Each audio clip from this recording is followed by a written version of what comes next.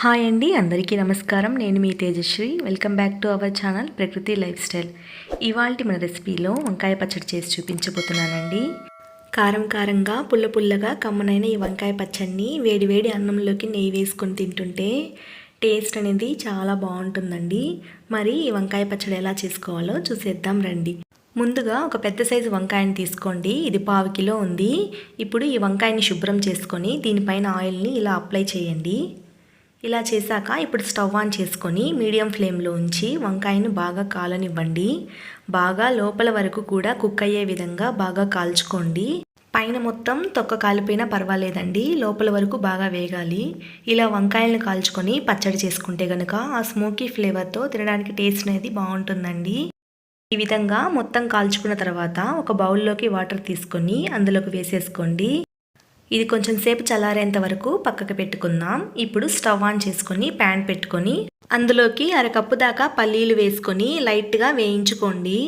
ఇలా దోరగా వేయించుకున్న పల్లీలను తీసుకొని పక్కన పెట్టుకుందాం. ఇప్పుడు స్టవ్ మీద మరొక ప్యాన్ పెట్టుకొని అందులోకి ఆయిల్ వేసి ఆయిల్ వేడయ్యాక 2 స్పూన్ల దాకా ధనియాలు వేసుకోండి. 3 ఎండుమిర్చి, 1/4 స్పూన్ దాకా జీలకర్ర వేసుకోండి.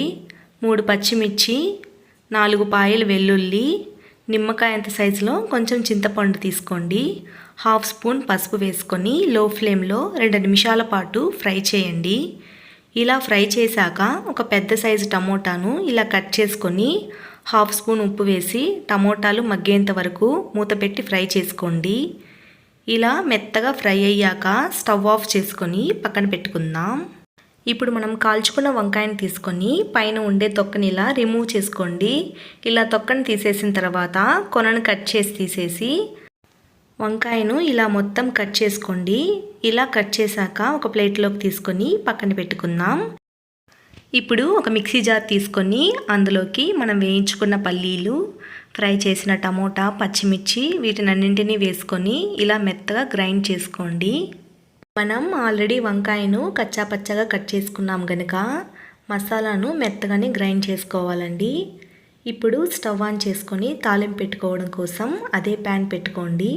అందులోకి ఆయిల్ వేసి ఆయిల్ వేడయ్యాక 1/2 స్పూన్ దాకా ఆవాలు, 1/2 స్పూన్ దాకా జీలకర్ర, 2 స్పూన్ల పచ్చిశనగపప్పు, 1 స్పూన్ దాకా మినప్పప్పు, 1 ఎండుమిర్చి వేసుకొని దోరగా ఫ్రై చేయండి.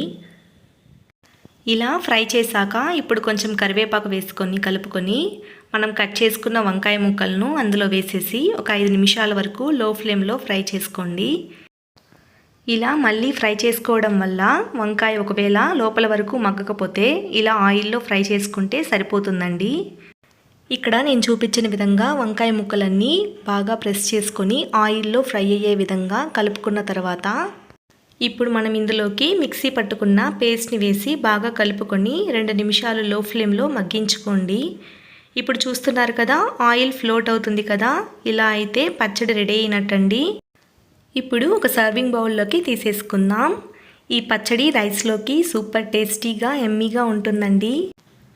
కొంచెం రైస్లో పచ్చడి వేసుకొని అందులో 1 స్పూన్ దాకా నెయ్యి పోసుకొని దీనికి సైడ్ డిష్గా ఆమ్లెట్ వేసుకొని అలా కలుపుకొని తింటుంటే మిమ్మల్ని మీరే మర్చిపోతారండి.